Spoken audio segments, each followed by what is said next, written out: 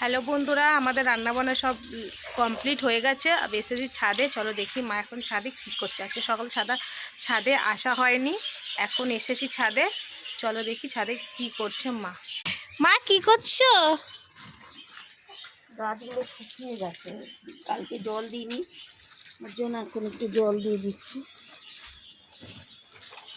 একদিন অন্তর অন্তর দিয়ে দিই, রোজ দিই না।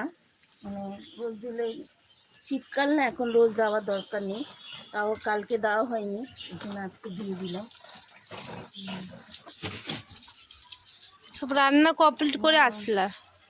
আমি সকালে আসতে পারিনি, একটা কাজে বেরিয়ে গেছিলাম, বাজার হাট, ওই দিক দিয়ে আবার একটা কাজ পড়ে গেল, চলে গেলাম, সকালে দিতে পারিনি। এখন দিয়ে দিচ্ছি, আবার বিকালে হয়তো একটু বেড়াতে যাব, ওই জন্য আর দেওয়া হবে না, এই জন্য এখনই দিয়ে দিচ্ছি। দেখো আমার বেগুনগুলো কত বড় বড় হয়েছে, বেগুন বড় বড় হয়েছে। এখানেও লাগিয়ে দিয়েছি সব ছোট ছোট গাছ, আর বড় হচ্ছে। ওই যে আমার সিমলা মির্চও হয়ে গেছে, সিমলা মির্চের গাছ এনেছিলাম, লেগে গেছে, সিমলা মির্চও হয়েছে। দেখো,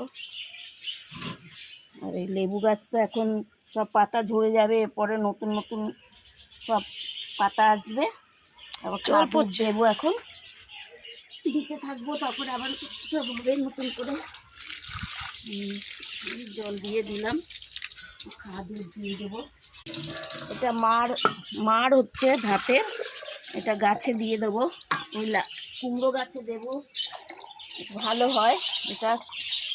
কুমড়ো গাছে দিলে জল দিয়ে মিলিয়ে দেবো, জল দিয়ে মিলিয়ে দিলে ভালো হয়। গাছ উপরে হয়েছে, উপরে চলে গেছে, একদম অনেক উপরে চলে গেছে।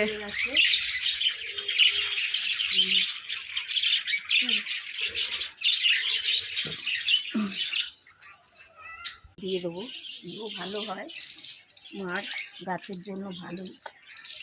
ওলার বদমাসি দেখো, আবার বদমাসি করছে ছাদে এসেই। ও জামা কাপড় শুকিয়ে গেছে। গাঁদা ফুলের গাছগুলো অনেক ভরে গেছে, যে এখন আবার ছোট ছোট গাছ হচ্ছে ওর মধ্যেই। এই যে ওই ফুলগুনি পুরো খিলে গেছে তোমার। হ্যাঁ, ওগুলো তো পুরো ভরে গেছে, লাল লাল। আর এগুলো